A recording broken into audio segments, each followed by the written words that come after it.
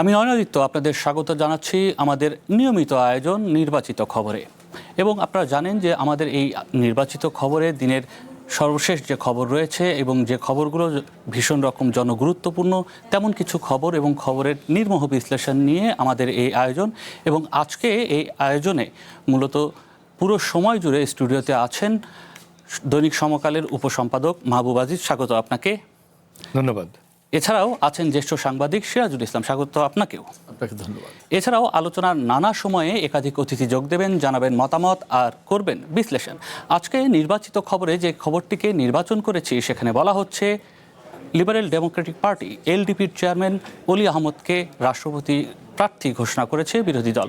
11 দলীয় জোটের বৈঠক শেষে এই তথ্য জানান এনসিপির আহ্বায়ক নাহিদ ইসলাম। জামাতের আমির ডক্টর শফিকুর রহমান বলেন, গণতন্ত্র রক্ষার স্বার্থেই রাষ্ট্রপতি নির্বাচনে প্রার্থী দিচ্ছেন তারা। এদিকে রাষ্ট্রপতি নির্বাচনের জন্য মনোনয়নপত্র দেয়া শুরু করেছে নির্বাচন কমিশন। সকালে 2টি মনোনয়নপত্র সংগ্রহ করেছে বিএনপি। এ নিয়ে একটি প্রতিবেদন আছে, চলুন প্রতিবেদনটি দেখে আসি। গত 24 জুলাই অসুস্থতার কারণ দেখিয়ে 22তম রাষ্ট্রপতি মোহাম্মদ শাহাবুদ্দিন পদত্যাগ করেন। 23তম রাষ্ট্রপতি নির্বাচনের জন্য নির্বাচন কমিশন তফসিল ঘোষণা করে গত 6 আগস্ট। এরই প্রেক্ষিতে আসন্ন রাষ্ট্রপতি নির্বাচনে অংশগ্রহণ ও প্রার্থী মনোনয়নের বিষয়ে চূড়ান্ত সিদ্ধান্ত নিতে রবিবার সকালে রাজধানীর মিন্টো রোডে বিরোধী দলীয় নেতার বাসভবনে জামায়াতের আমির ডক্টর শফিকুর রহমানের সভাপতিত্বে জোটের শীর্ষ নেতারা আলোচনায় বসেন। বৈঠকে এলডিপির চেয়ারম্যান অলি আহমেদকে প্রার্থী করার সিদ্ধান্ত নেয় 11 দলীয় জোট। পরে সংবাদ সম্মেলনে রাষ্ট্রপতি পদপ্রার্থীর নাম ঘোষণা করেন সংসদের বিরোধী দলীয় চিফ হুইপ ও এনসিপি আহ্বায়ক নাহিদ ইসলাম। আমরা সিদ্ধান্ত নিয়েছি আমাদের বৈঠকে আমাদের পক্ষ থেকে এই রাষ্ট্রপতি নির্বাচনে প্রার্থী হবেন আমাদের 11 দলেরই শরিক দল এলডিপির সম্মানিত চেয়ারম্যান এবং বাংলাদেশের একজন অভিজ্ঞ রাজনীতিবিদ এবং বীর বিক্রম মুক্তিযোদ্ধা কর্নেল অলি আহমদ। উনি 11 দলের পক্ষ থেকে গণতান্ত্রিক ধারা অব্যাহত রাখতে এই প্রক্রিয়ায় 11 দলীয় জোট অংশগ্রহণের সিদ্ধান্ত নিয়েছে বলে জানান বিরোধী দলীয় নেতা ও জামায়াতের আমির ডক্টর শফিকুর রহমান। গণতন্ত্রের সৌন্দর্যের জন্য এটা আমাদের দায়িত্ব হিসেবে আমরা এটাকে নিয়েছি। আমরা মনে করি যে সর্বক্ষেত্রে রাজনীতি স্বচ্ছ হওয়া উচিত, প্রতিদ্বন্দ্বিতামূলক হওয়া উচিত। তাহলে গণতন্ত্রের গতি এবং তার সুস্বাস্থ্য ফিরে আসবে। কৃতজ্ঞতা প্রকাশ করে অলি আহমেদ বলেন, জনগণের স্বার্থেই এমন সিদ্ধান্ত নেওয়া হয়েছে। আমরা আমাদের জায়গা থেকে এই জাতির সাথে কখনো বেইমানি করব না। মানুষের জন্য যেটা ভালো, আমরা হারবো বা জিতবো এটা প্রশ্ন না। প্রশ্নটা হচ্ছে আমরা জনগণের পাশে সবসময় তাদের স্বার্থ রক্ষার জন্য দাঁড়াবো। এদিকে নির্বাচন ভবনে রাষ্ট্রপতি নির্বাচন ও স্থানীয় সরকার নির্বাচনের প্রস্তুতি বিষয়ে কথা বলেন ইসি সচিব। জানান, চিফ হুইপ নুরুল ইসলাম মনি ও রুহুল কবির রিজভির নেতৃত্বে বিএনপির প্রতিনিধি দল রাষ্ট্রপতি প্রার্থীর জন্য 2টি মনোনয়নপত্র সংগ্রহ করেছেন। বিএনপির প্রতিনিধি দল এসে আজকে সকালবেলা একটা মনোনয়নপত্র নিয়ে গেছেন। আর এখনো পর্যন্ত আর কোনো দল বা কোনো প্রার্থী এসে আমাদের কাছ থেকে মনোনয়নপত্র নেন নাই, শুধুমাত্র বিএনপি নিয়েছে। এ সময় স্থানীয় সরকার নির্বাচন নিয়ে ইসি সচিব বলেন, 31 জুলাই পর্যন্ত 12,86,32,550 জন ভোটার নিবন্ধিত হয়েছে। ভোটের সময় পেছানো হলে ভোটার নিবন্ধন সময় বাড়ানো হবে। তারিখ পরিবর্তন হয় তাহলে সেটা পরবর্তীতে কমিশন অন্য কোনো সিদ্ধান্ত নিলে এই তালিকাটা সম্পূরক তালিকায় হিসেবে আসবে। মেহেদী হাসান, ওয়ান নিউজ, ঢাকা। আমরা এরই মধ্যে জানি যে প্রায় 35 বছর পর দ্বিতীয়বারের মতো রাষ্ট্রপতির প্রতিদ্বন্দ্বিতাপূর্ণ নির্বাচন হতে যাচ্ছে। এখন এই নির্বাচনকে কেন্দ্র করে যেমন যদি বলি যে জামায়াত কিংবা 11 দলীয় জোটের পক্ষ থেকে কর্নেল অলি আহমেদের নাম প্রকাশ করা হলো। অলি আহমেদ একজন মুক্তিযোদ্ধা এবং জামাতের জোটের পক্ষ থেকে একজন মুক্তিযোদ্ধার নাম রাষ্ট্রপতির নির্বাচনে নিয়ে আসা হচ্ছে। এটি রাজনীতির নতুন কোনো দিক বলে মনে করেন কিনা? প্রথমেই যদি আমি সিরাজুল ইসলাম আপনাকেই জিজ্ঞেস করি। ধন্যবাদ আপনাকে, ধন্যবাদ সহলোচক মাহবুব আজিজ ভাই, সাথে আমাদের চ্যানেল ওয়ানের যারা দেখছেন সবাইকে শুভেচ্ছা জানাচ্ছি, ধন্যবাদ জানাচ্ছি। আপনার প্রশ্নের বিষয়ে যে কথা বলবো সেটি হচ্ছে যে রাজনীতির নতুন দিক হতে পারে, কিন্তু আসলে সাকুল্যে যদি খুব সহজে বলি তাহলে এই যে প্রেসিডেন্ট পদে বিরোধী জোট থেকে মনোনয়ন দিয়ে যে রাজনীতিটার চর্চা করা হচ্ছে, তাতে আমরা আপাতত হয়তো গণতন্ত্রের চর্চা হচ্ছে তা নিয়ে একটা এক ধরনের আত্মতৃপ্তি বোধ করতে পারি। কিন্তু বাস্তবতা হচ্ছে কি, যে আমাদের বর্তমানে বাংলাদেশে যে সংসদীয় গণতন্ত্র রয়েছে, সেই গণতন্ত্রের স্বাভাবিক নিয়মেই সরকারি দলের পক্ষ থেকে যে প্রার্থী মনোনীত করা হবে সেই প্রার্থীই বিজয়ী হবেন। সেক্ষেত্রে যেটা হলো, যেভাবে আনুষ্ঠানিকভাবে তা ডক্টর কর্নেল ওলি আহমেদের নাম ঘোষণা করা হলো, গণতন্ত্র চর্চার আশাবাদ ব্যক্ত করা হলো বিরোধী জোটের পক্ষ থেকে, সব কিছু ভালো, গণতান্ত্রিক ধারায় গণতন্ত্র চর্চার অংশ হিসেবে করা হচ্ছে। কিন্তু আসল জায়গায় গিয়ে যে কথাটা, সেটা হচ্ছে যে ফলাফল তো জানা।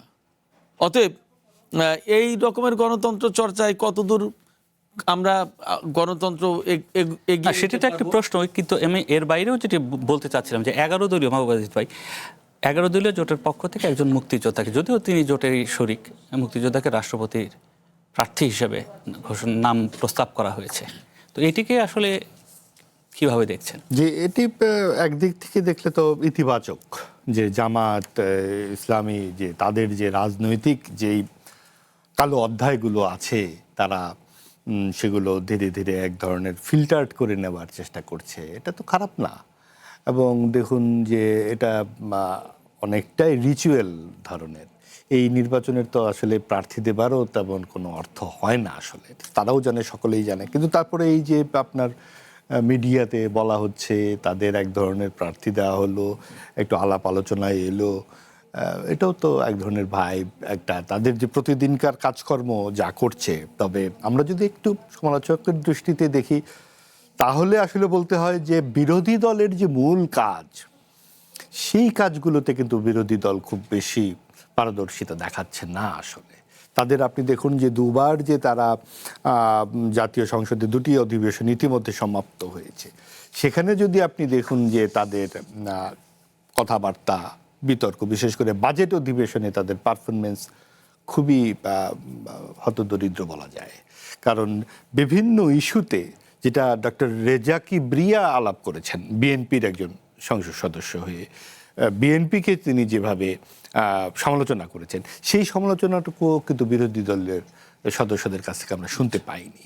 এবং অন্যান্য অনেক বিষয়ই, আপনি যখন বিভিন্ন ধরনের কেলেঙ্কারিতে জড়িয়ে গেছেন বিরোধী দলের সদস্যরা, এবং ভিডিও বেরিয়ে এসেছে, একজনকে তো বহিষ্কারই করা হলো।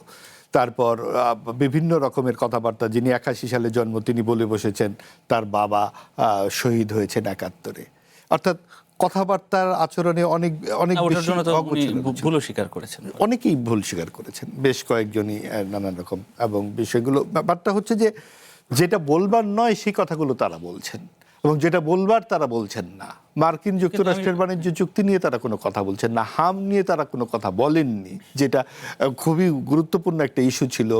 বিশেষ করে আপনার 900 শিশু মারা গেল, এবং সেটা, সেই বিষয়গুলো নিয়ে তাদের, আমরা তো দেখলাম যে জ্বালানি এবং বিদ্যুতের ইস্যুতে তারা তাদের যে প্রসেশন, সেটা কিন্তু সংসদের বাইরে, সংসদের বাইরে কিন্তু তারা প্রায়ই সরকার ফেলে দিচ্ছে। প্রায়ই বলছে যে আর কয়েকদিনের মধ্যে তারা 3 নেতা একসাথে হলেও ফেলে পড়ে যাবে 7 দিনের মধ্যে, এরকম বলছেন। কিন্তু সংসদে যে আলাপ আলোচনাটা হওয়া দরকার, যে যুক্তি নির্ভর তর্ক বিতর্ক হওয়া দরকার, সরকারকে জবাবদিহিতার মধ্যে আনা দরকার। বিশেষ করে আরেকটি কাজ বিরোধী দলের পক্ষ থেকে, কাজটা বেশ মনে হয় যে একটু দুর্বল কাজ হয়ে গেছে, সেটা হচ্ছে যে সংবিধান সংশোধনী কমিটি যেটা সরকার তৈরি করেছে, সেখানে 5টি সদস্য তার বিরোধী দলের জন্য ছিল। এই কমিটিতে কিন্তু বিরোধী দলে যাওয়া উচিত ছিল। বিরোধী দল ওখানে গিয়ে যদি তারা বলতো যে আপনারা এই কাজ করছেন না, তাহলে কিন্তু সেটা অনেক বেশি জোরদার হতো। এখন আপনি কমিটিতে গেলেন না, এখন 12 জন তো সব সরকারি দলের লোকজন, তারাই তো সেখানে। আমি একটু প্রসঙ্গেও ফিরে আসতে চাই যে বিএনপির পক্ষ থেকে আজকে 2টি মনোনয়নপত্র উঠানো হয়েছে নির্বাচন কমিশনের এই রাষ্ট্রপতি নির্বাচনে। 2টি আসলে কি মনে করেন, 2টি কেন? আচ্ছা, এই প্রসঙ্গে বলি আমি আরেকটু, ওই ডক্টর কর্নেল ওলি আহমেদ সম্পর্কে আমি আরেকটু বলতে চাই, ওটা বলে আমি এইটাই আসবো।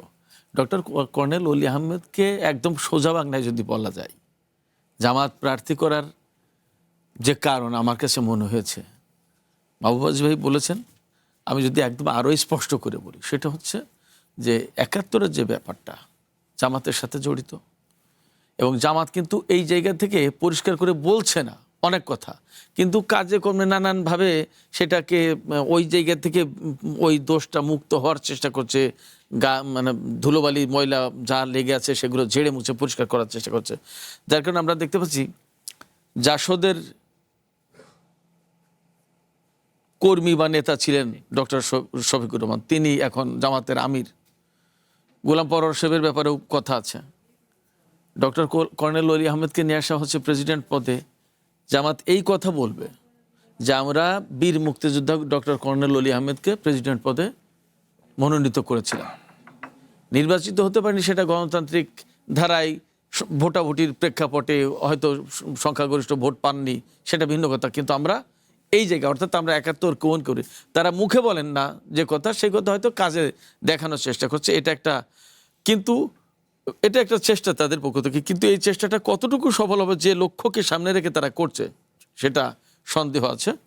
আর বিএনপির 2 জন প্রার্থীর যে মনোনয়নপত্র তোলা হয়েছে,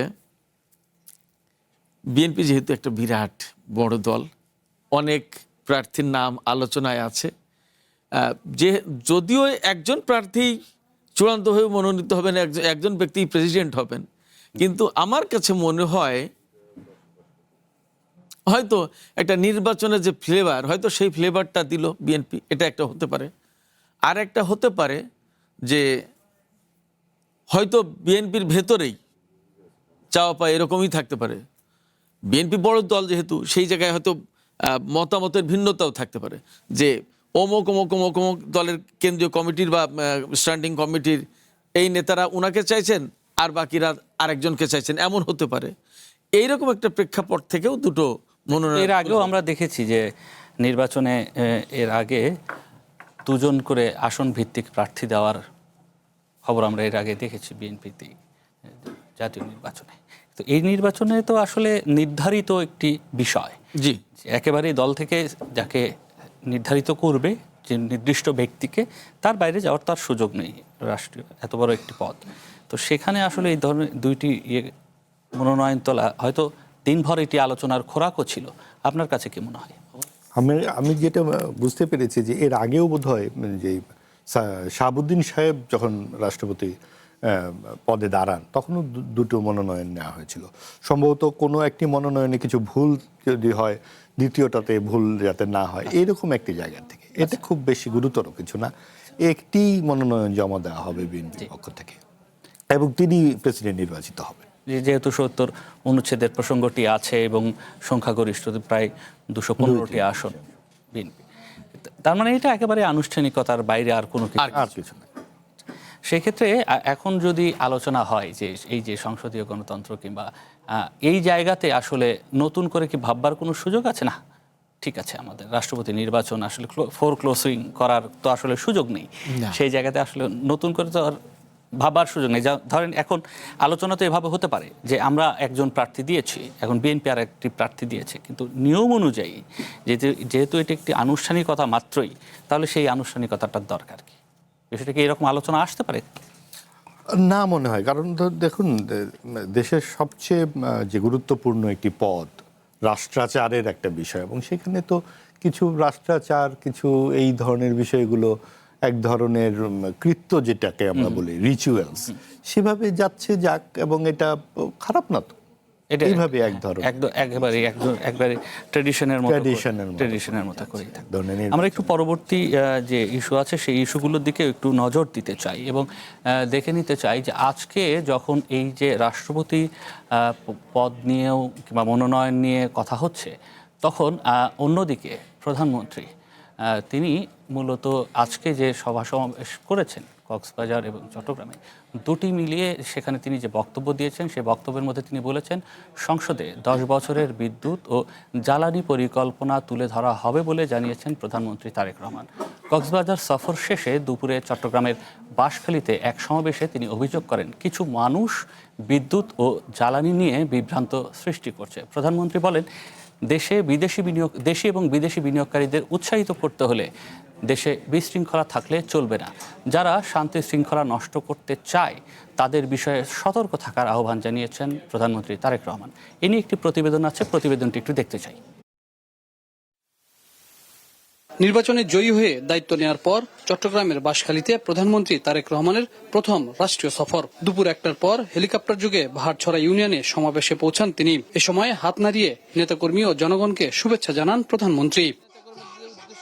প্রধানমন্ত্রী তারেক রহমান বলেন, মহেশখালী থেকে মিরসরাই পর্যন্ত সমুদ্র সম্পদ ব্যবহার করা হবে। আরো বলেন, শিল্প কারখানা সৃষ্টি করতে চায়না বিনিয়োগ করছে। প্রতিশ্রুতি দেন, কর্মসংস্থান বাড়াতে মানুষের পাশে থাকবে সরকার। চায়নাকে আমরা একটি বিরাট বড় জায়গা দিয়েছি। এই যে চায়না থেকে আমি ঘুরে আসলাম, তাদের সাথে আমি কথা বলেছি, সেখানে তারা কয়েক শত মিল কারখানা তৈরি করবে এবং এই মিল কারখানাগুলোতে সমগ্র চট্টগ্রামের মানুষ ইনশাআল্লাহ সেখানে কাজ করার সুযোগ পাবে। প্রধানমন্ত্রী বলেন, বিগত ফ্যাসিস্ট সরকার বিদ্যুৎ খাতকে ধ্বংস করেছে। কিছু কিছু মানুষ বিদ্যুৎ ও জ্বালানি নিয়ে বিভ্রান্তি ছড়াচ্ছে। বিভ্রান্তি সৃষ্টিকারীদের বিরুদ্ধে সতর্ক থাকার পরামর্শ দেন তারেক রহমান। বিগত স্বৈরাচার আমলে এই দেশের জ্বালানি বা বিদ্যুৎ খাতকে কয়েকটি গুটি সংখ্যক ব্যক্তির হাতে তুলে দেওয়া হয়েছিল। তাদের স্বার্থ হাসিলের জন্য বিভিন্ন পরিকল্পনা গ্রহণ করা হয়েছিল, যা এই দেশের মানুষের পক্ষে নয়। খুব স্বাভাবিকভাবে সেই জ্বালানি ব্যবস্থা বা বিদ্যুৎ ব্যবস্থা যেটি অপরিকল্পিতভাবে যেই ব্যবস্থা গুটি কয়েক মানুষকে সুবিধা দিয়েছিল, সেটি যদি জনগণের স্বার্থে সেই পরিকল্পনা করতে হয়, স্বাভাবিকভাবে কিছু সময়ের প্রয়োজন। প্রধানমন্ত্রী বলেন, বাংলাদেশের পরে অনেক দেশ স্বাধীন হয়ে এগিয়ে গেছে, কিন্তু বাংলাদেশ অনেক পিছিয়ে আছে। দেশকে এগিয়ে নিতে হলে দরকার শান্তি শৃঙ্খলা রক্ষা করা। যারা বিশৃঙ্খলা সৃষ্টি করতে চায় তাদের বিরুদ্ধে সতর্ক থাকার আহ্বান জানান তিনি। বিভ্রান্তকারীরা যদি বিভ্রান্ত করার সুযোগ পায়, ক্ষতিগ্রস্ত হবে জনগণ। বিভ্রান্তকারী যারা, তারা তো নিজেদের মতন করে চলে যাবে, তারা তো জনগণের সাথে থাকবে না। সেই জন্য প্রিয় ভাই বোনেরা, আজকে আমাদেরকে সিদ্ধান্ত নিতে হবে, আজকে বাংলাদেশের মানুষকে সিদ্ধান্ত নিতে হবে যে আমরা কি আমাদের দেশকে এগিয়ে নিয়ে যাব, নাকি আমরা ঝগড়া ফ্যাসাদে লিপ্ত থাকব, নাকি আমরা বিভ্রান্তকারীদের সাথে থাকব। এই ব্যাপারে আমাদেরকে সিদ্ধান্ত নিতে হবে। এ সময় বিশেষ চাহিদা সম্পন্ন 10 জনকে অর্থ সহায়তা দেন প্রধানমন্ত্রী। বন্যায় ক্ষতিগ্রস্ত 100 মানুষকে ঘর উপহার সহ ত্রাণ সহায়তা প্রদান করেন তিনি।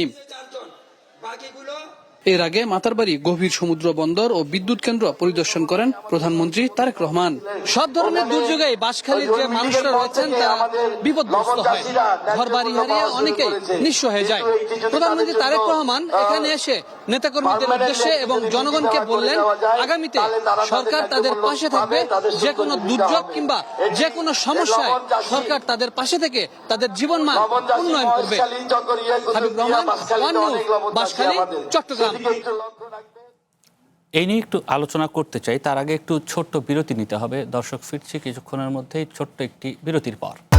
ভবিষ্যৎ হোক নিরাপদ, বিনিয়োগ হোক বিশ্বস্ত, আর আমার পছন্দ সল্ট বে। ওয়েলকাম টু সল্ট বে।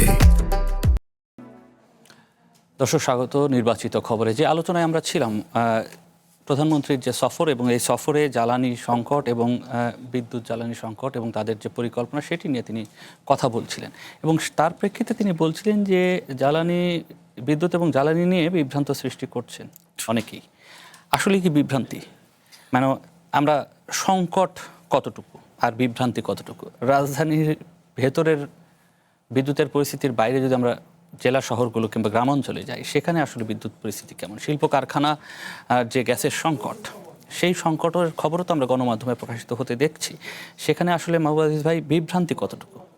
জি, নিশ্চয়ই। দেখুন, প্রধানমন্ত্রী যখন একটি বক্তব্য দেন, তার তো আসলে নানান মাত্রা থাকে। এই বক্তব্যটা তিনি যেভাবে দিয়েছেন, অনেকটা রাজনৈতিক বক্তব্য, রাজনীতির মাঠের বক্তব্য। তিনি সেরকম টেবিল টক অথবা কোনো অংশীজনদের সাথে গুরুত্বপূর্ণ সেমিনারে বক্তব্য রাখেননি। কাজেই এক ধরনের আমরা বলতে পারি যে ঠিক মাঠের মেঠো বক্তৃতা এটা, কিন্তু মূল যেই সমস্যা তার সাথে তো এই বক্তব্যের খুব একটা সম্পর্ক নাই আসলে।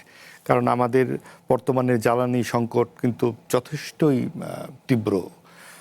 বিশেষ করে গ্যাস নিয়ে যে সংকটটা চলছে, আপনি দেখুন যে কিছুদিন আগেই গ্যাস নিয়ে একদম তুলকালাম কাণ্ড ঘটে গেল। মধ্যপ্রাচ্যের তখন যুদ্ধের কথাটি সামনে এসেছিল, কিন্তু সেটাও খুব দ্রুতই মীমাংসা ঘটে গেল দাম বাড়ানোর মাধ্যমে। এবং এবারও আমরা দেখতে পাচ্ছি যে লম্বা লাইন লেগে গেছে বিভিন্ন গ্যাস পাম্পের সামনে। এছাড়া বিদ্যুৎ বিল যেভাবে বেড়েছে, আপনি নিশ্চয়ই খেয়াল করেছেন, যিনি রাষ্ট্রপতি হতে যাচ্ছেন বলে আজকে সারাদিন খবর গণমাধ্যমে খবর, মির্জা ফখরুল ইসলাম আলমগীর, তিনি বলেছেন তার স্ত্রী স্বয়ং বিরক্ত যে তার বাড়িতে 22,000 টাকার বিল এসে গেছে, গ্যাস বিদ্যুৎ বিল। তো বিদ্যুৎ বিলের যে এই ভুতুরে বিলটা, এটা কিন্তু একদম নিম্নবিত্ত মধ্যবিত্তদের একেবারে খুবই কাবু করে ফেলছে। তো সেই ক্ষেত্রে এই সমস্যাকে যদি বলা হয় যে কোনোভাবেই যদি অ্যাড্রেস করা হয় যে এটা বিভ্রান্তি ছড়ানো হচ্ছে, এটা সঠিক নয়। এবং সেই জায়গায় অবশ্যই আগামী দিনে নিশ্চয়ই আরও যখন এটা ঠিক মার্চ থেকে সংসদে চলে আসবে অথবা আরও অফিসিয়ালি আমরা জানতে পারবো, এবং সেই জায়গায় কি কি ব্যবস্থা নিচ্ছে সরকার সেটা জানা খুব জরুরি। কারণ এই দায় কিন্তু বর্তমান বিএনপি সরকারের নয়, যে 5 মাসের এই 5-6 মাস হয়নি এখন সব দায় যদি আমরা বিএনপির কাঁধে চাপিয়ে দিই সেটাও ঠিক হবে না।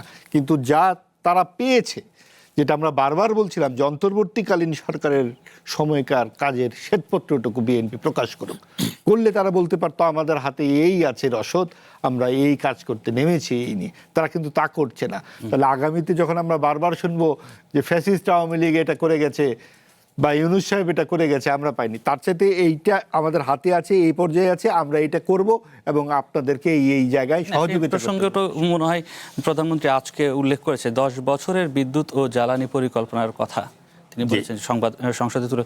কেমন হতে পারে এই পরিকল্পনা, কিংবা এই পরিকল্পনার মানে ফলাফল আসলে পেতে আমাদের তো আসলে সময় লাগবে? না, তা তো বটেই, পরিকল্পনার ফলাফল তো পেতে সময় লাগবে, কারণ পরিকল্পনা করা হবে, সেই পরিকল্পনা নিয়ে যাচাই বাছাই মূল্যায়ন বহু কিছু বিশ্লেষণ বহু কিছু হবে, তারপরে একটা চূড়ান্ত পর্যায়ে যাবে এবং সেই চূড়ান্ত পর্যায়ে যাওয়ার পরে এবার বাস্তবায়নের প্রশ্ন। তো সেক্ষেত্রে 10 বছরের পরিকল্পনা যদি সংসদে পেশ করে, এবং এটা ডেফিনেটলি ভালো।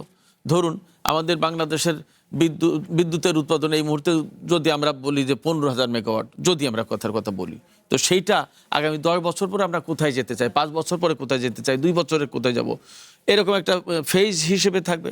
এই পরিকল্পনাগুলো যদি থাকে, যে মানুষের সামনে পরিকল্পনা থাকে, তাহলে তার জীবনটা চলতে সহজ হয়, কারণ ওই পরিকল্পনা অনুযায়ী সে আগাতে পারে।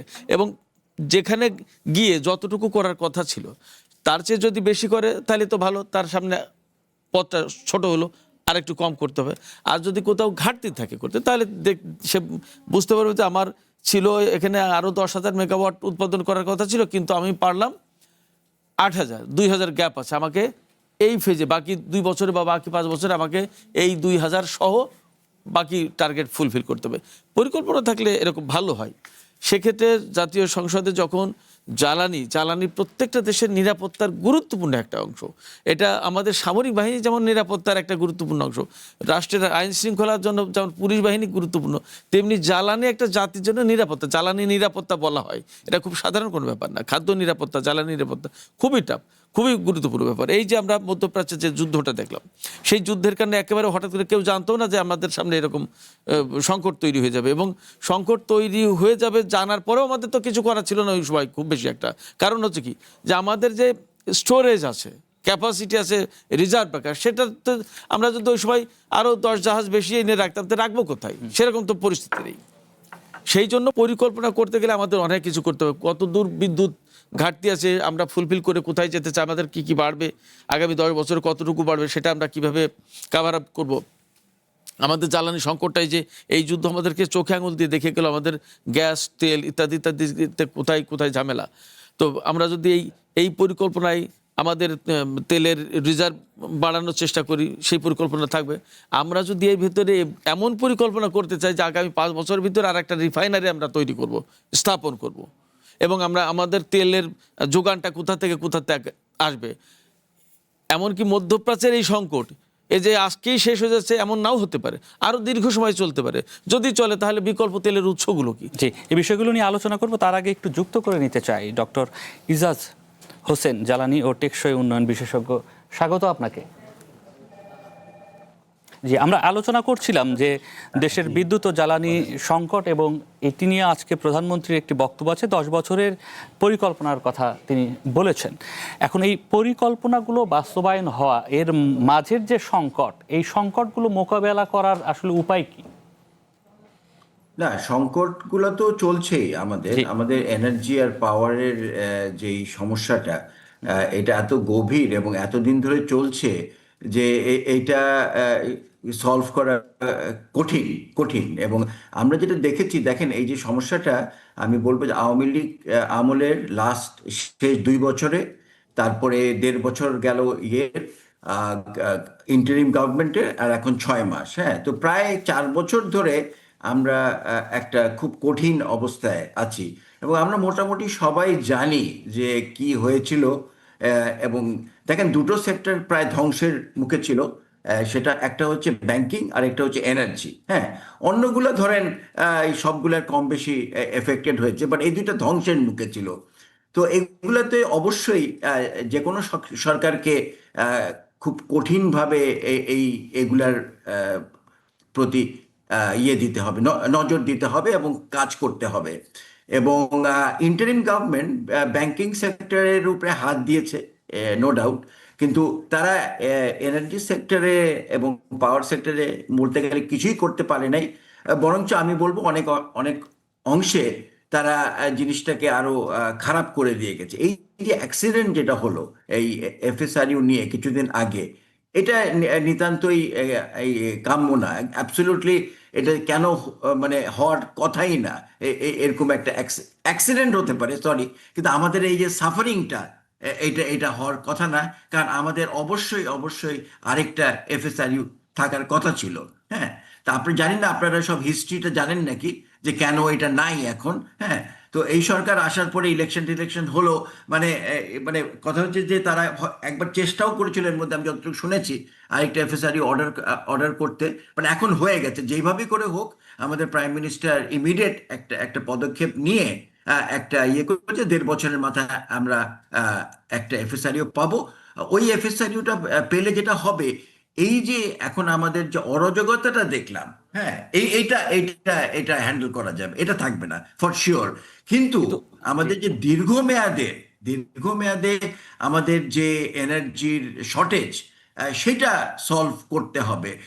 সেটা একটা কঠিন কাজ এবং সেটা ওই 10 বছর মেয়াদি যেটা পরিকল্পনা দিয়েছে, ওরকম মেয়াদেরই একটা সময় লাগবে সলভ করতে।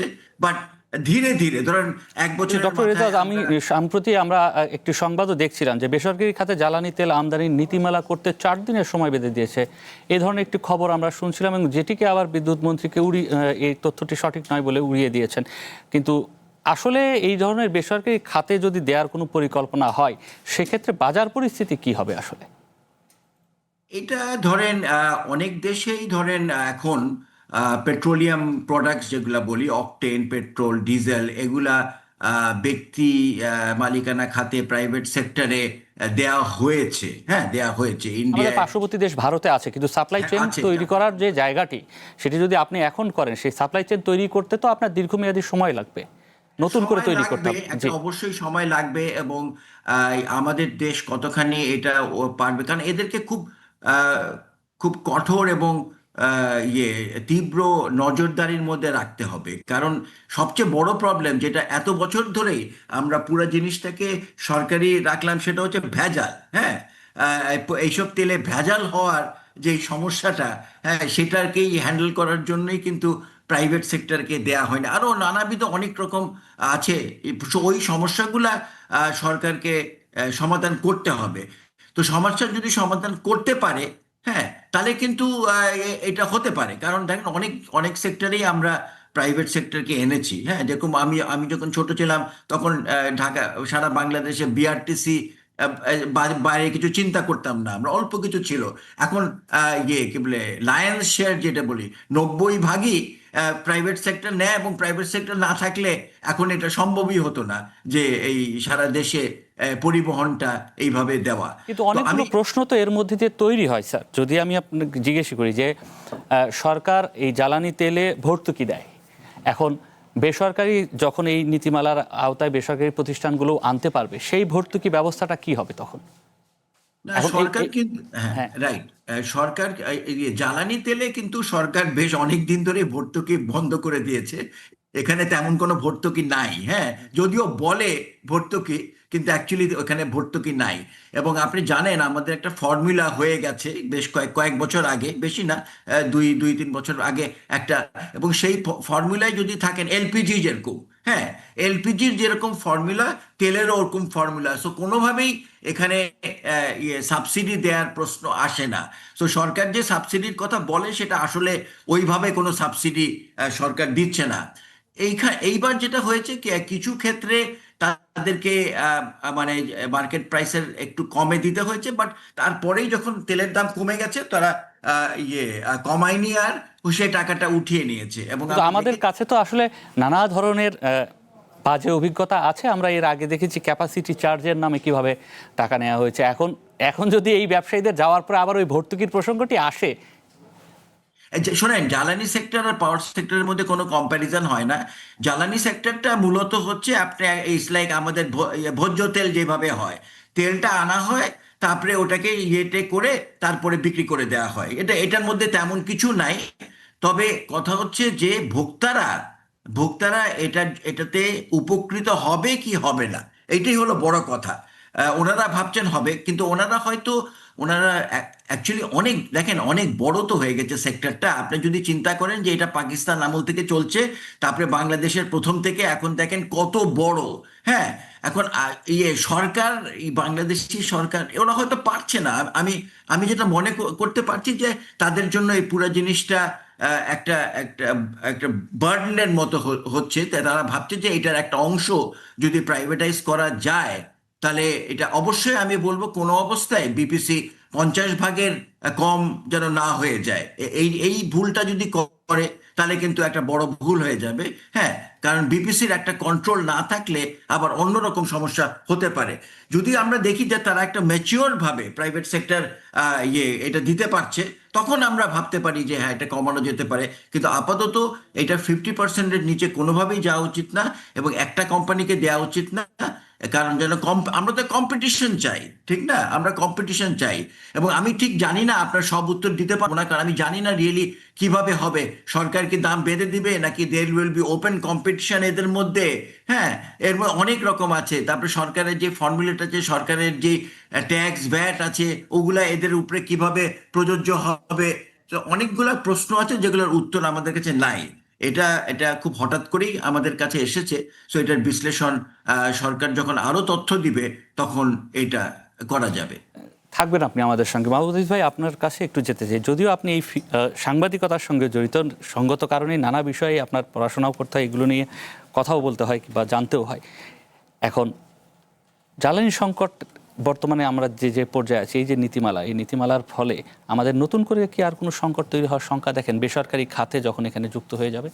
নিশ্চয়ই, কারণ দেখুন আমাদের এখানে যখন নতুন কিছু একটা যুক্ত করা হয়, বোধহয় একটু তড়িঘড়ি সবসময়ই থাকে। ভবিষ্যৎ হোক নিরাপদ, বিনিয়োগ হোক বিশ্বস্ত, আর আমার পছন্দ সল্ট বে। ওয়েলকাম টু সল্ট বে। কারণ আপনি দেখুন, গত সংকটের সময় কিন্তু বারবার বলা হচ্ছিল বিভিন্ন জায়গা থেকে, এক্সপার্টদের পক্ষ থেকে, যে নেপাল কিভাবে এই সংকট মোকাবেলা করছে, অথবা মালয়েশিয়া। তো তাদের ওখান থেকে কিছু উদাহরণ আমরা এখানে আনতে পারি কিনা, ভুটান, এবং সেই জায়গাগুলোতে কিন্তু একেবারে এইভাবে হরে ধরে বেসরকারি খাতকে দিয়ে দেওয়ার ব্যাপারটি বোধহয় নাই যতদূর আমরা জানি। তো সেই জায়গাতে এখন যেটা ভাই বললেন, যেটা খুবই গুরুত্বপূর্ণ একটা ব্যাপার, যে কোনো একক কারো হাতে যেন না যায়। কারণ মনোপলি যে কোনো কিছুতেই কিন্তু মনোপলি পুরো পরিস্থিতিটাকেই খুবই নেতিবাচক করে তুলবে, এবং 50% বেশি তো নয়ই। কারণ সরকারি নিয়ন্ত্রণটা থাকা দরকার। দীর্ঘদিন ধরে যেটা চলে এসেছে সেটা হঠাৎ করে যদি ভেঙে যায়, এবং মাত্র নতুন সরকার, এখনও 6 মাস, এবং এই জায়গাটা খুবই সংবেদনশীল একটি জায়গা। চ্যালেঞ্জিং তো বটেই, বিশেষ করে জ্বালানি কিন্তু সব কিছু নিয়ন্ত্রণ করে। জ্বালানির দাম যদি আপনি বাড়ে, আপনার সমস্ত কিছু জিনিসপত্রের দাম বেড়ে যাবে। কাজেই এখানে আমরা মনে করি যে এইটা খুবই চিন্তাভাবনা করে নেওয়া দরকার।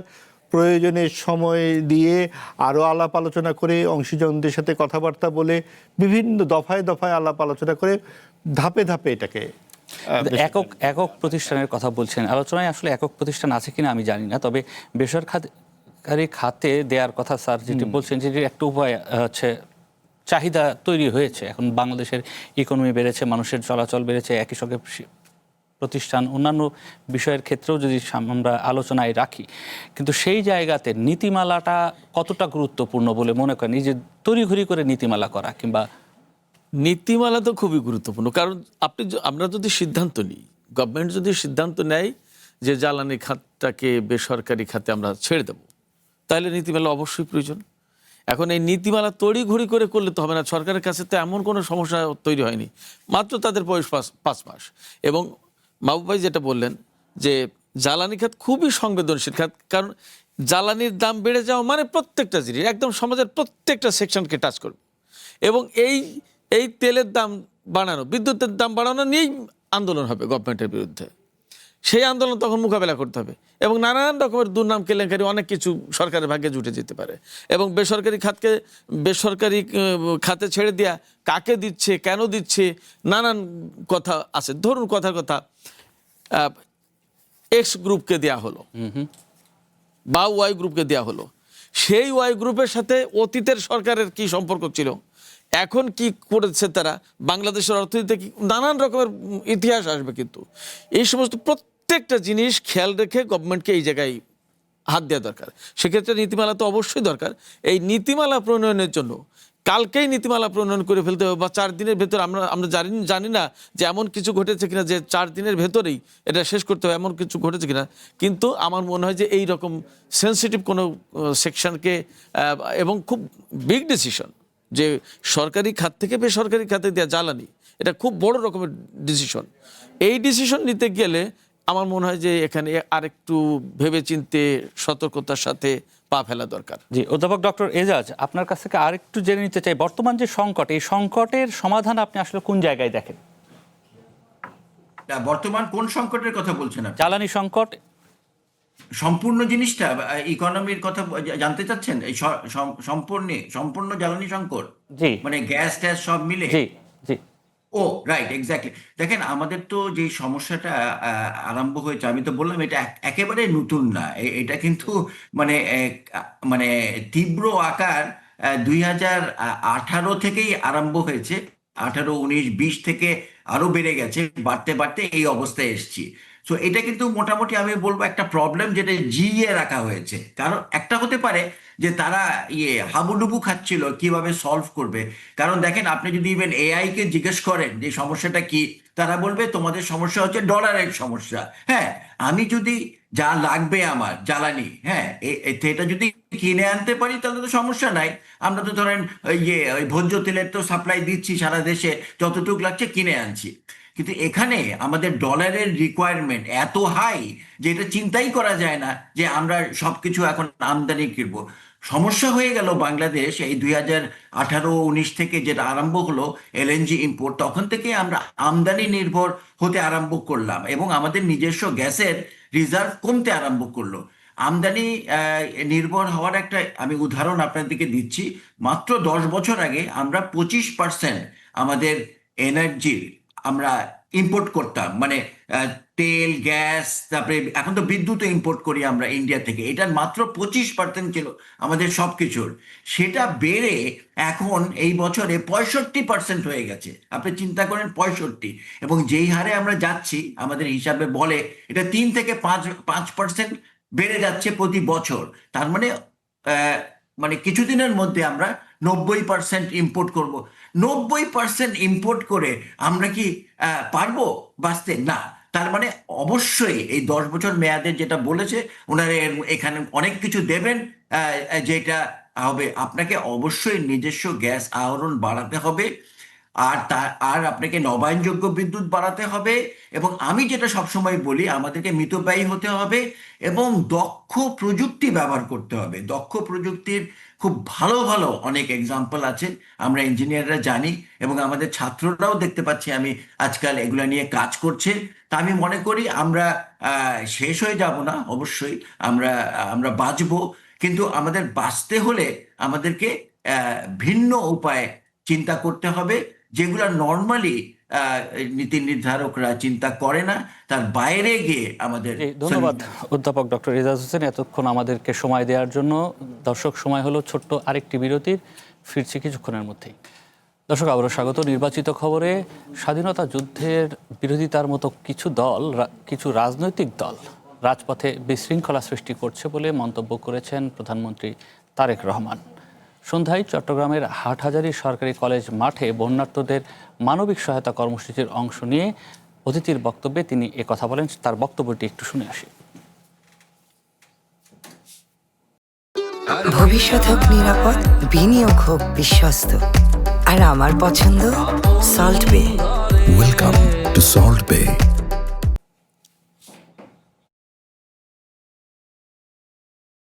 কিন্তু মানুষকে বিভ্রান্ত করে বিশৃঙ্খলা সৃষ্টি এই বিশৃঙ্খলাকারী যারা রাজপথে এসে রাজপথ বন্ধ করে দিতে চায়, যারা মানুষকে বিভ্রান্ত করতে চায়, দেশের মানুষের ভাগ্যের উন্নয়নের পথে যারা প্রতিবন্ধকতা তৈরি করবে, তাদেরকে আমাদের রুখে দাঁড়াতে হবে। প্রধানমন্ত্রী এর আগের যে বক্তব্যটি আমরা শুনছিলাম, যে সফরের যে বিভ্রান্তিকারী কারা, সেখানে কিন্তু এখানে তিনি এই বক্তব্যে আবার স্পষ্ট করেছেন যে মুক্তিযুদ্ধে যা বিরোধিতাকারী রাজনৈতিক দলগুলোর কিছু রাজনৈতিক দল এখন আবার নতুন করে বিভ্রান্তি সৃষ্টি করছে। এই বিভ্রান্তি সৃষ্টি করছে মূলত এই যে জ্বালানি সংকট, একই সঙ্গে রাজনৈতিক পরিস্থিতি নিয়ে তার এই মন্তব্য। এটিকে আপনি কিভাবে দেখছেন মাহবুব আজিজ? জি, দেখুন, নির্বাচনের আগেও কিন্তু আমরা বিএনপি চেয়ারম্যান তারেক রহমানের কাছে সরাসরি কিছু মন্তব্য আমরা পেয়েছি যে যেই দল পুরো দেশের বিরুদ্ধে দাঁড়িয়ে যায় মুক্তিযুদ্ধে, তারা কি করে দায়িত্বশীল রাজনৈতিক ভূমিকা অবতীর্ণ হয়, সেই বিষয়টিকেই তিনি নানানভাবে বলেছেন। এবং এই কথাও তিনি বলেছিলেন তার সেই বক্তব্যে নির্বাচনী প্রচারণার সময়, যে বিশ্বাসী অবিশ্বাসী সংশয়ী সকলের সমান মর্যাদা ও সম্মান থাকবে এই দেশে। এই ধরনের যে প্রগতিশীল চিন্তা ভাবনাগুলো আমরা দেখেছি তারেক রহমানের বক্তব্যে। আমরা যখন সরকার কাজ শুরু করলো, তখন আমরা সংসদে এই বিষয়গুলো নিয়ে আরও সরাসরি ডিবেট প্রত্যাশা করেছিলাম। বিশেষ করে নারী সংস্কার নিয়ে জামাতের যে অবস্থান, এটা যদি বিএনপি তাদের সামনে উত্থাপন করে, তাহলে কিন্তু রাজনৈতিকভাবে বিএনপির পক্ষে অনেকখানি মার্ক যুক্ত হয়। আমরা এই বিষয়গুলোতে বিএনপির সংসদের ভেতরে কিন্তু আমরা কিছুটা দোনমনা ভাব দেখতে পাচ্ছি। বিশেষ করে নারী সংস্কার বলুন, গণমাধ্যম সংস্কার সহ 11টি যে সংস্কার এবং অন্যান্য বিষয়গুলো নিয়ে এখন বিএনপির হাতে কিন্তু অনেকগুলোই কার্ড আছে খেলবার মতো। সেগুলো না করে বিএনপি কিন্তু মোটামুটি এক ধরনের সুবিধাজনক ব্যাটিং করবার অবসরই দিচ্ছে বিরোধী দলকে। আমরা অনেকদিন পর আজকে সরাসরি প্রধানমন্ত্রীকে শুনলাম যে তিনি সরাসরি কথাগুলো বলছেন, কারণ বিরোধী দলও কিন্তু সংসদে তেমন কার্যকর বিরোধিতা না করলেও রাজপথে যথেষ্ট উত্তাপ ছড়াচ্ছে এবং নানান রকম কথাবার্তা বলছে। সেই ক্ষেত্রে প্রধানমন্ত্রী হয়তো একটি কার্ড ছাড়লেন, এবং আমরা রাজনীতিতে এই যার যার পক্ষের যে কার্ডগুলো, এগুলো দেখে তো অভ্যস্ত, এবং আমরা ভবিষ্যতে দেখতে চাই যে বিএনপি যাতে নারী অধিকার নিয়ে এবং অন্যান্য যে সংস্কারগুলো বিষয়ে তাদের যেই 31 দফায় তারা বারবার কথা বলেছে, এবং নারী প্রধানমন্ত্রী ছিল বিএনপির অন্যতম প্রধান সম্পদ, কাজে সেই জায়গায় বিএনপি অনেক দূর এগিয়ে আছে। আগামী রাজনীতিতে এই বিষয়গুলো যদি বিএনপি সামনে নিয়ে আসে, তাহলে কিন্তু জামাত তাদের রাজনীতির দৈন্যতাই প্রকাশ পাবে। জি, সিরাজুল ভাই, আপনার কাছেও যদি একটু জিজ্ঞেস করতে চাই, এই যে প্রধানমন্ত্রীর আজকের বক্তব্য, বিভ্রান্তিকারী কারা তারা, সেটি তার দ্বিতীয় বক্তব্যে এটা প্রকাশিত হলো। তো আপনি কি মনে করেন যে আসলে জামাতই এগুলো নিয়ে বিভ্রান্তি ছড়াচ্ছে? মাঠের শুধু জামাত ছড়াচ্ছে ব্যাপারটা তা না। জামাত কথা বলতে থাকেন, আমি একটু আজকের পত্রিকাগুলো একটু দেখতে চাই, আপনি যে বলেন। জামাত কিন্তু মনে রাখতে হবে যে 11 দলীয় জোটের প্রধান দল, শরিক যে জোটটা, তার প্রধান দল বা এই 11 দলীয় জোটের নেতৃত্ব দিচ্ছে জামাত। বাট এই 11 দলের বাকি 10 দলও তো সেই একই ধারায় চলছে। এর পাশাপাশি সংকটটা সবচেয়ে বড় তৈরি হচ্ছে যেখান থেকে, সেটা হচ্ছে সামাজিক মাধ্যমে লাগামহীন কথাবার্তা, লাগামহীন মন্তব্য, সত্য মিথ্যা ভেজাল যত যা কিছু। এই জায়গাটায় আমি বলবো প্রধানমন্ত্রী হয়তো ঠিকই ট্রেস আউট করেছেন, তিনি ঠিকই ধরেছেন যে বিভ্রান্তি ছড়ানো হচ্ছে, বিভ্রান্তি সৃষ্টি করা হচ্ছে। বিভ্রান্তি কারা ছড়াচ্ছে, কিভাবে ছড়াচ্ছে এবং তার বিপরীতে সত্যটা কি, এই বিষয়টা তুলে ধরা সরকারের পক্ষ থেকেও দায়িত্ব আছে এবং গণমাধ্যমের দায়িত্ব আছে, আমাদের সাংবাদিকতার সাথে আমরা যারা জড়িত আছি তাদের দায়িত্ব আছে। বাট এই বিষয়টা প্রধানত সরকারের পক্ষ থেকে ক্লারিফিকেশনের দায়িত্ব আমি মনে করি এবং এটা করা দরকার। তা না হলে বিপদে সরকারি দলই পড়বে। জি, আমরা আজকের পত্রিকাগুলো একটু দেখে নিতে চাই। প্রথম আলো, রাষ্ট্রপতি নির্বাচন, বিএনপির নিশ্চিত জয়ের ভোটে কর্নেল অলির প্রার্থী, যে কারণে যে আলোচনাটি আমরা করছিলাম, মির্জা ফখরুলের রাষ্ট্রপতি হওয়ার প্রায় নিশ্চিত, এবং এটি আজকের শিরোনাম। এবং এটি যেটি বলা হচ্ছে যে আসলে বিএনপির পক্ষ থেকে কার নাম আসবে, আলোচনায় তো 2-3টি নাম আসে, যত সময় ঘনিয়ে আসছে ততই হয়তো আমরা আস্তে আস্তে বিএনপির পক্ষ থেকে নামগুলো হয়তো নিশ্চিতভাবে জানতে পারবো। তবে প্রথম আলোর শিরোনামে রয়েছে এটি। এর বাইরে রয়েছে সৌদি আরবে কারখানার অগ্নিকাণ্ডে 7 বাংলাদেশি নিহত, সবার বাড়ি নওগাঁ। কিছুক্ষণ আগে আমাদের হাতে বার্তাকক্ষে এই তথ্যটি এসেছে, আমরা সেখানকার পরিস্থিতি জানবার চেষ্টা করছি। নিশ্চয়ই পরবর্তীতে আমরা সেই খবরটিও সামনে আলোচনায় আনব। এর পরের খবর, পরের পত্রিকা বিবিসি বাংলা, বাংলাদেশের পররাষ্ট্রমন্ত্রীর সাথে ভারতীয় হাই কমিশনারদের রুদ্ধদ্বার বৈঠক, সোমবার প্রধানমন্ত্রীর সাথে। এই আলোচনাটি একটু করতে চাই। প্রধানমন্ত্রীর ভারত সফর এবং তার ভারত সফরে না যাওয়া এবং তাদের আহ্বান সব মিলিয়ে, এবং এই যে হাই কমিশনের রুদ্ধদ্বার বৈঠক, আগামীকাল হয়তো প্রধানমন্ত্রীর সঙ্গেও বৈঠকে বসবে এবং আজকে বলেছে 2 প্রধানমন্ত্রী একসঙ্গে আলোচনায় বসলে হয়তো অনেক সমস্যারই সমাধান হবে। কিন্তু সেই সমস্যাগুলো কি আলোচনার টেবিলেই সমাধান হবে? আপনার কাছে কি মনে হয়? যে সমস্যাগুলো আমরা দীর্ঘদিন ধরে দেখে আসছি, বিশেষ করে সীমান্তে হত্যা, তিস্তা, গঙ্গা, এই যে চুক্তিগুলো আছে, এই সমস্যার সমাধানগুলো কি এই বৈঠকে হবে? একটি বৈঠকে তো আর সম্ভব হবে না, নিশ্চয়ই বৈঠকেই হতে হবে। কারণ প্রতিবেশী দেশ এবং সবচেয়ে বড় কথা হচ্ছে বাংলাদেশের চারদিকে, একদিকে সমুদ্র যদি বাদ দেন আপনারা, সব দিকেই তো ভারতই সব ঘিরে রয়েছে। এবং আপনি দেখুন দীনেশ ত্রিবেদী যেটা বলেছেন যে 2 প্রধানমন্ত্রী একসাথে বসলে অনেক সমস্যারই সমাধান সম্ভব, আসলেই তাই। এবং বাংলাদেশের উচিত হবে এই বিমস্টেক এই সম্মেলনে আসলে যোগ দেওয়া, কারণ এত বড় একটা সম্মেলন এবং সেখানে প্রধানমন্ত্রী যদি বড় বড় দেশগুলোর সঙ্গে কথা বলেন এবং সেই জায়গায় ভারত যদিও কিছু কূটনৈতিক শিষ্টাচারের বোধহয় ঘাটতি রয়েছে, বাংলাদেশ সেরকম কিছু জানিয়েছে আমরা যতদূর জানতে পেরেছি, সেগুলো যদি ঠিক করে ভারত আবার পুনরায় চিঠি পাঠায় এবং পুনরায় যদি এই ব্যাপারগুলো, বাংলাদেশের যে আপত্তিগুলো আছে যেগুলো যদি ঠিক হয়ে যায়, নিশ্চয়ই আমরা আমাদের প্রধানমন্ত্রী। বড় আরেকটি প্রশ্ন এখানে সম্প্রতি এসেছে যে আপনি দেখেছেন যে বিগত প্রধানমন্ত্রী শেখ হাসিনা ভারতে বসে যে সংবাদ সম্মেলনটি করলেন এবং তারপর পররাষ্ট্র মন্ত্রণালয় থেকে একটি বিবৃতি দেওয়া হয়েছে এবং তাকে ফেরত আনার প্রসঙ্গটিও এখানে বারবারই সরকারের পক্ষ থেকে চাপ দেওয়া হচ্ছে বলে আমাদেরকে জানানো হচ্ছে। কিন্তু সেখান থেকে ভারতের যে ধরনের উত্তর, এই যে রাজনৈতিক যে টানাপোড়েন, সেটিও তো একটি বড় কারণ আপনি মনে করেন? নিশ্চয়ই সেটি একটি কারণ, এবং একই সাথে বাংলাদেশের জনগণের ভোটে বিজয়ী প্রধানমন্ত্রী এইরকম একটা টালমাটাল পরিস্থিতির মাঝখানে আছেন এবং তিনি নিশ্চয়ই খুব ঠান্ডা মাথায় এই কাজটি ভবিষ্যতে করবেন। কারণ দেখুন, যতই নানান দিক থেকে উস্কানি দেওয়া হোক না কেন, বাংলাদেশের মানুষের স্বার্থটাই তো সবচেয়ে বড়, সবার আগে, এবং কোনো ধরনের অস্থিরতা, কোনো ধরনের উস্কানিতেই আসলে পা টলাটা। একেবারে ছোট্ট করে সিরাজুল ইসলাম, আপনার কাছে জিজ্ঞেস করতে চাই, এই যে আজকে যে সংবাদটি আমরা আলোচনা করছিলাম যে বৈঠক, 2 প্রধানমন্ত্রীর বৈঠক যদি ভারতে গিয়ে বসেন, আসলে কি সেই বৈঠকে কতটুকু সমাধান আসবে, কিংবা এক বৈঠকে হবে না, কিন্তু এই ধরনের আলোচনা, এই ধরনের কথা আমরা দীর্ঘদিন ধরে শুনে আসছি, সমাধান আসলে কোথায়? সমাধান আলোচনাতেই, আলোচনা ছাড়া কোনো বিকল্প নেই। এবং আমরা তো লড়াইয়ে নামবো না, লড়াই করতে চাই না, লড়াই করা উচিত হবে না। সমাধান আলোচনাতে, আলোচনার ভেতর দিয়েই সমাধান হবে।